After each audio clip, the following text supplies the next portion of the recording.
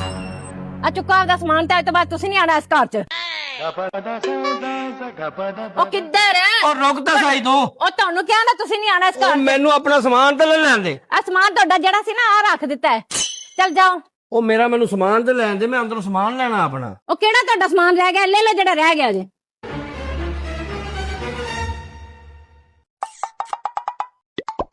रुको जरा सबर करो।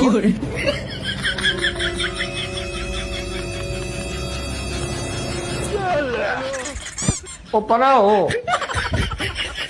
लेकिन ये साला कर क्या रहा है यहाँ पे? अब देख तू अब तू गया देख, तेरी औकात मैं दिखाता हूँ तुझे।